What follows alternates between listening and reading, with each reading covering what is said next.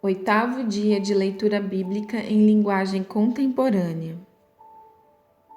Hoje vamos meditar no livro de João, capítulo 3, uma conversa com Jesus.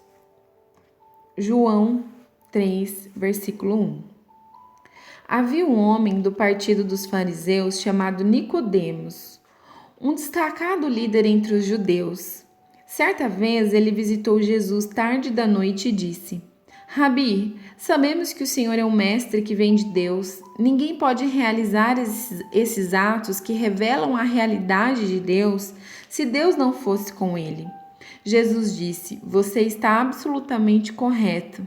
Preste atenção. A não ser que alguém nasça do alto, não é possível ver aquilo que estou apresentando. O reino de Deus. Como pode alguém nascer se já nasceu e cresceu? Estranhou Nicodemos. Não é possível entrar de novo no útero materno e nascer outra vez. E que história é essa de nascer do alto? Jesus respondeu: Você não entende. Deixe-me dizer de novo. A não ser que alguém se submeta a essa criação original, a criação no qual o vento pairava por sobre as águas, o invisível movendo o visível, um batismo para uma nova vida, não lhe será possível entrar no reino de Deus. Quando você olha para um bebê, vê apenas isto, um corpo que se pode contemplar e tocar.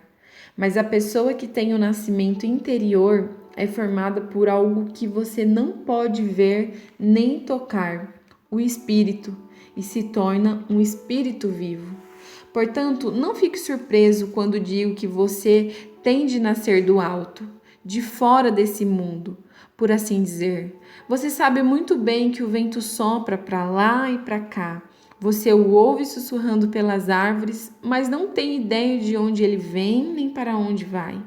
O que acontece com aquele que é nascido do alto pelo vento de Deus, o Espírito de Deus, é assim.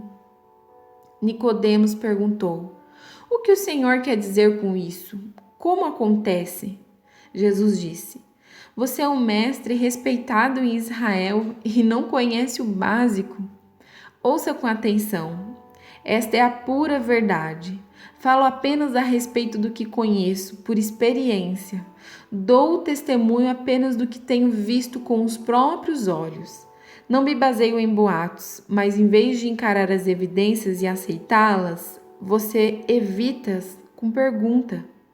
Se quando digo coisas claras como o dia você não acredita em mim, por que eu falaria coisas que você não pode ver? Das coisas de Deus?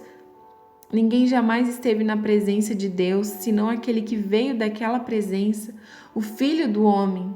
Assim como Moisés levantou a serpente no deserto, para que o povo pudesse vê-la e crer, é necessário que o Filho do Homem seja levantado, para que todos os que olharem para ele com confiança e com esperança legítima recebam a vida real, a vida eterna.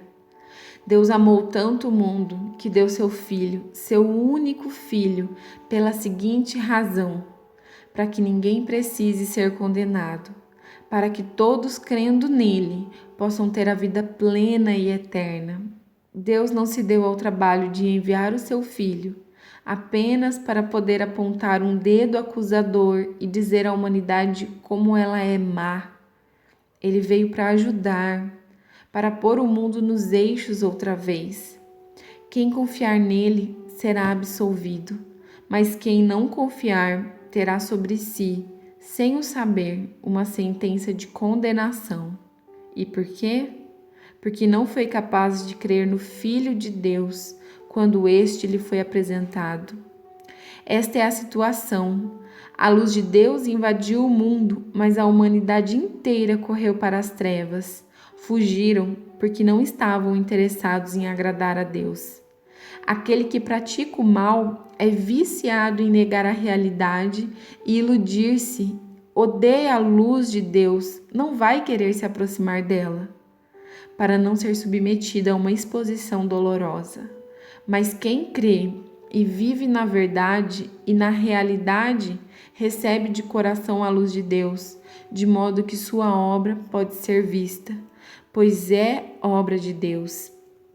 Depois dessa conversa, Jesus foi com seus discípulos para o interior da Judéia e descansou um pouco com eles ali.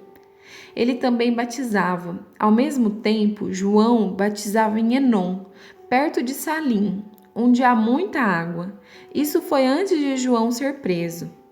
Os discípulos de João tiveram uma discussão com a elite judaica a respeito da natureza do batismo e foram perguntar a ele: Rabi, o senhor conhece aquele que estava contigo do outro lado do Jordão? Aquele a quem o Senhor confirmou como seu testemunha? Pois bem, ele agora está competindo conosco. Ele está batizando também, e todos estão se tornando seguidores dele, em vez de se unir a nós. João olhou e respondeu: É impossível alguém ter sucesso. Falo de sucesso eterno, sem a ajuda celestial. Vocês mesmos estavam lá quando deixei muito claro que não sou o Messias, mas apenas aquele enviado adiante dele para preparar o caminho. Aquele que recebe a noiva é, por definição, o noivo, e o amigo do noivo, seu padrinho, no caso eu. Apostos ao seu lado, de onde pode ouvir cada palavra, está feliz de verdade. Como poderia sentir inveja se sabe que a festa acabou e que o casamento terá um bom começo? E por isso meu cálice está transbordando. Chegou a hora de ele ocupar o centro das atenções e de eu chegar para o lado.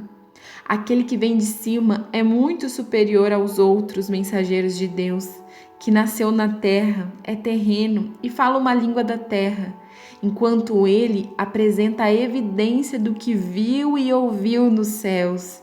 Ninguém quer enfrentar esses fatos, mas qualquer um que examinar essa evidência poderá apostar sua vida nisso. O próprio Deus é a verdade. Aquele que Deus enviou nos comunica a própria palavra de Deus. E não pensem que ele divide o Espírito como se partisse um pão. O Pai ama o Filho de modo imensurável e tudo entregou a ele, para que ele passasse tudo adiante. Uma generosa distribuição de dons. É por isso que quem aceita o Filho e confia nele tem tudo, vida plena e eterna. Também preciso dizer que quem rejeita o Filho e não confia nele, vive na escuridão e não vê a vida. Tudo que experimenta de Deus são trevas e ira tenebrosa no final.